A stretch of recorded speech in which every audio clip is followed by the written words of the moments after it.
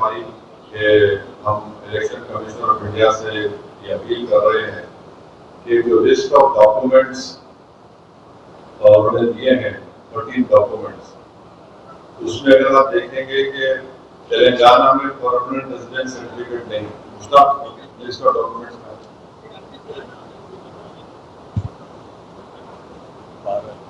12 documents जो है 12 documents है, जिसमें से एक परमानेंट रेजिडेंट सर्टिफिकेट जो स्टेट गवर्नमेंट का दिया हुआ वो तो तेलंगाना में नहीं है।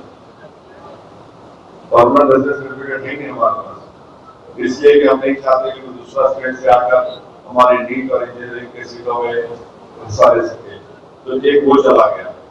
दूसरा है एनआरसी नेशनल रजिस्ट्रेशन सर्टिफिकेट जो नहीं हुआ यहाँ पर, वो भी है, उससे वो भी चला गया। तीसरा है 10 प्राइमरी रजिस्टर जो स्टेट गवर्नमेंट का हो, वो भी नहीं है। तो कैटेगरी नंबर 6, कैटेगरी नंबर 9 और 10 हमारे 12 में से 3 तो तेलंगाना में है, 12 में से 3 तो तेलंगाना में नहीं है। क्या क्या नहीं है, फिर से बोल रहा हूँ मैं। परमानेंट रेजिडेंट सर्टिफिकेट तेलंगाना में नहीं दिया जाता, किसी को नहीं दिया जाता। फिर NRC national register of citizen वो तेलंगाना में नहीं हुआ, और फैमिली रजिस्टर जो स्टेट गवर्नमेंट का दिया हुआ वो भी नहीं दिया जाता। तो 12 डॉक्यूमेंट वैसे तो तेलंगाना में तो 3 है ही नहीं। तो इससे एक वोटर के लिए बहुत बड़ी परेशानी का बारिश बनने वाला। हम इलेक्शन कमीशन ऑफ इंडिया से ये रिक्वेस्ट कर रहे हैं कि आप सेंट्रल गवर्नमेंट का पैन कार्ड है, सेंट्रल गवर्नमेंट इशू करती है पैन कार्ड, तो आप वो पैन कार्ड को एक्सेप्ट करिए। State government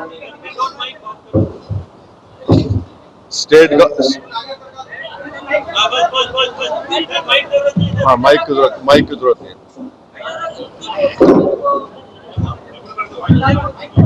pan card central government issue करती है, उसको एक्सेप्ट करिए। State government white ration card देती है, सिक्योरिटी कार्ड, माइक दे दो। ड्राइविंग लाइसेंस भी स्टेट गवर्नमेंट देती है, स्टेट गवर्नमेंट का ड्राइविंग लाइसेंस इशू करते हैं। सिक्योरिटी कार्ड जो रेशन मिलता है स्टेट गवर्नमेंट देती है, और सेंट्रल गवर्नमेंट पैन कार्ड देती है। और खुद इलेक्शन कमीशन ने कहा कि ये जो 12 डॉक्यूमेंट की लिस्ट है वो एग्जॉस्टिव नहीं है।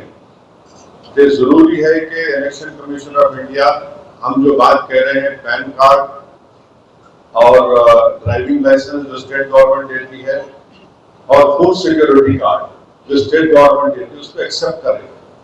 ये बहुत जरूरी है।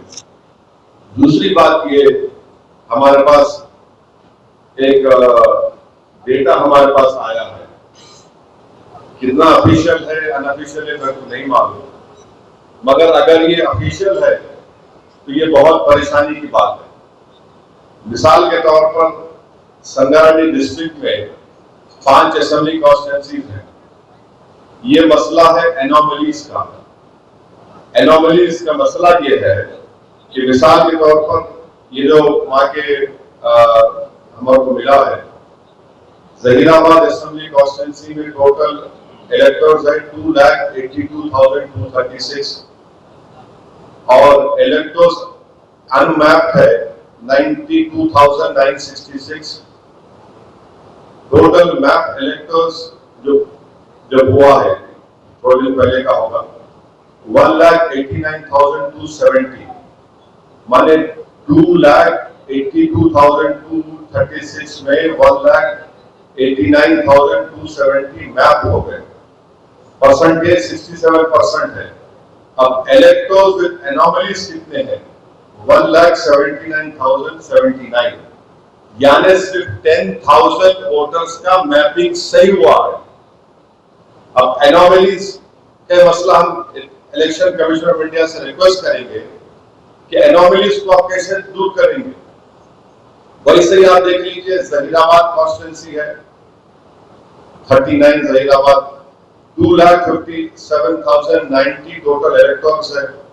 इलेक्टर्स अनमैप्ड है 1,11,296। मैप जो हुआ है 1,45,794 आउट ऑफ 2,57,090, माने 56.71% मैपिंग हुई है संगारेड्डी में। अब आप इलेक्ट्रोज एनोमलीज देख लीजिए, आउट ऑफ 1,45,794 जो मैप हुए हैं उसमें से 1,31,936 एनोमलीज है, 90% एनोमलीज है। और हो सकता है कि अगर ये एनोमलीज रहेंगे तो ड्राफ्ट लिस्ट में नाम नहीं आएगा इन लोगों का, आ भी सकता नहीं आ भी सकता।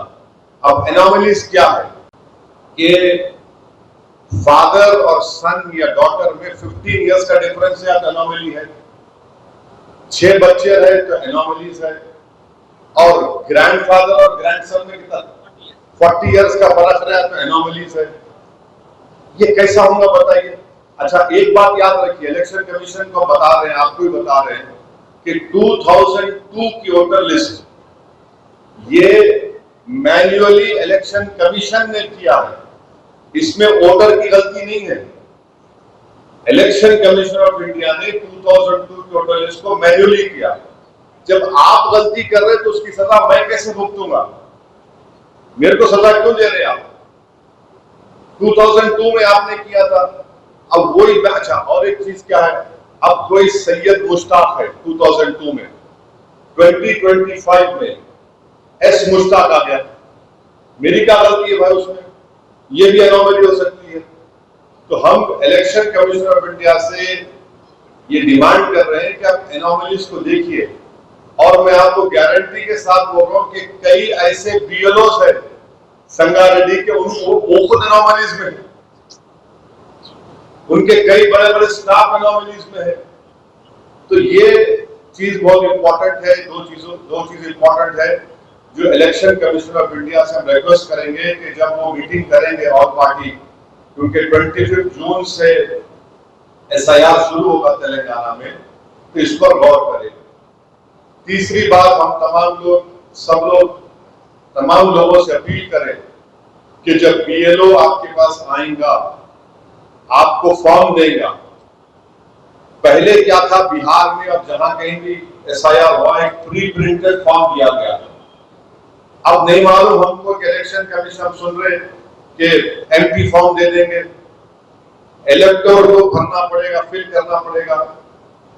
तो ये इसके ऊपर भी क्लैरिटी की जरूरत है। देखिए, इतना बड़ा एक्सरसाइज जब होने जा रहा है, आप सिर्फ 25 से पहले 10 दिन पहले ऑल पार्टी मीटिंग करके नहीं बोल सकते, अभी से क्लैरिटी दीजिए।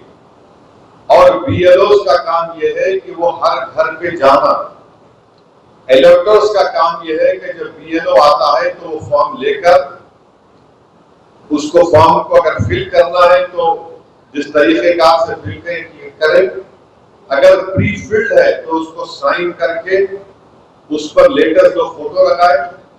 और खुद अगर आप इन्यूमरेशन फॉर्म को देखेंगे उसके नीचे जहां पे साइन करना है, इलेक्टर के बिहाफ पर उनके रिलेटिव साइन कर सकते हैं और क्या उनका रिश्ता लिखे वो भी हम अपील कर रहे हैं। बहुत से लोग क्या है, वर्किंग फैमिलीज है, हस्बैंड वर्क करते हैं, कभी वाइफ वर्क करते हैं, तो घर में जब हस्बैंड नहीं है तो वाइफ साइन करके दे सकते हैं कि ऑन बिहाफ ऑफ हस्बैंड मैं साइन कर रही हूँ। हस्बैंड है, वाइफ नहीं है, तो वो साइन करके अपना रिश्ता लिख सकते हैं। ये बहुत जरूरी है। और हम तेलंगाना के चीफ मिनिस्टर से भी रिक्वेस्ट कर रहे हैं कि as a chief minister of election commission of India आप बोलो, आप भाई देखिए कई स्टेट गवर्नमेंट के डॉक्यूमेंट्स है जो स्टेट गवर्नमेंट इशू करती है, उसमें और आप इंक्लूड कराइए, चाहे वो ड्राइविंग लाइसेंस हो, फूड सिक्योरिटी कार्ड, ऐसे कई चीजें हैं जो उस list of 12 list of documents में नहीं है। तो मैं उम्मीद करता हूं कि चीफ मिनिस्टर ऑफ तेलंगाना के इलेक्शन कमीशन को बताएंगे कि स्टेट गवर्नमेंट कितने डॉक्यूमेंट्स यहाँ के इलेक्टर्स को या के रहने वालों को देती है, क्योंकि इलेक्शन कमीशन ऑफ इंडिया को नहीं मालूम कि तेलंगाना में परमानेंट जो आप लिस्ट ऑफ डॉक्यूमेंट्स देखेंगे 6 नंबर पर है, permanent residence certificate Telangana government नहीं देती। दूसरा, एनआरसी यहाँ पे नहीं हुआ है और फैमिली रजिस्टर भी नहीं है यहाँ पर। तो ऑलरेडी हम 3 डॉक्यूमेंट से महरूम हो चुके हैं।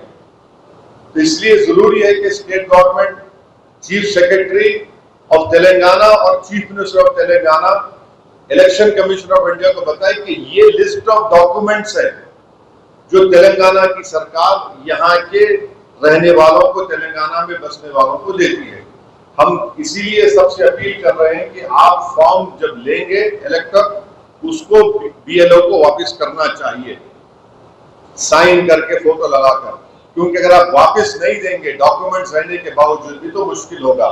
और जिसका नाम 2002 के वोटर लिस्ट में नहीं है, जिनकी पैदाइश जुलाई हुई है, वो वोटर सिर्फ अपना एक डॉक्यूमेंट देना चाहिए। जिसकी पैदाइश जून 87 से दिसंबर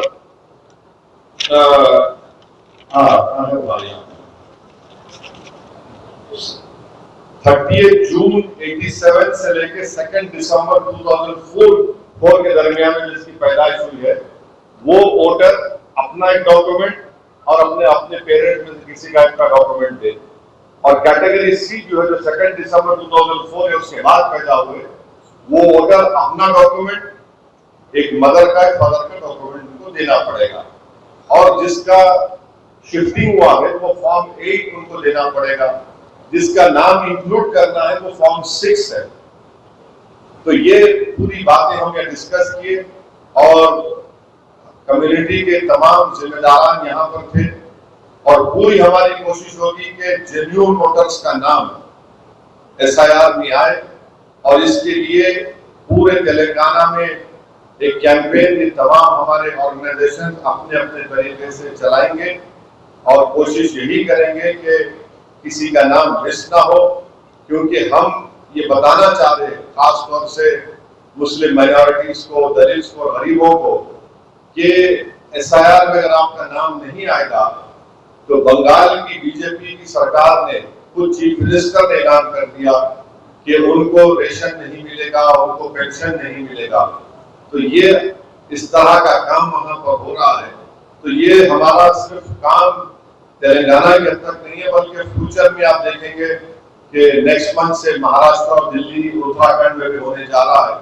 तो वहां की जनता से भी अपील करेंगे कि उसको बड़ा संजीदगी से आप लीजिए, अपने नामों को एसआईआर में शामिल कराने के लिए सही तरीके से तैयारी करिए, डॉक्यूमेंटेशन सही करिए, क्योंकि बास ताकतें इस मुल्क में ऐसी है जो कोशिश करेंगी नाम ना आए और फिर उसके बाद उनको स्टेटस बनाने की बातें भी हो रही हैं, आप सुन रहे हैं कौन कह रहा है।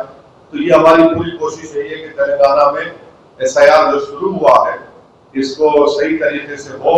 और हम जो demand election commission of India के सामने रखे हैं, जो डिमांड हम स्टेट गवर्नमेंट और चीफ मिनिस्टर और चीफ सेक्रेटरी से कर रहे हैं, हम उम्मीद करते हैं कि वो भी इसका सीरियसली संजीदगी से नोट करके इलेक्शन कमीशन ऑफ इंडिया को वो उस बारे में उनको बाखबर करेंगे, उनको इन्फॉर्म करेंगे, ताकि लोगों को तकलीफ न हो सके और वो एसआईआर को कामयाबी से अदा कर सके।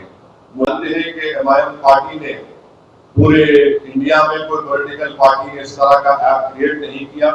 एमआईएम पार्टी ने एक ऐप बनाया है जिसमें 2002 की वोटर लिस्ट और 2025 की वोटर लिस्ट है, जिसके जरिए से हम लोग पिछले 45 डेज से मुख्तलिफ तेलंगाना के असेंबली हल्केजात में मुकामात पर हम इलेक्टर्स की मदद कर रहे हैं।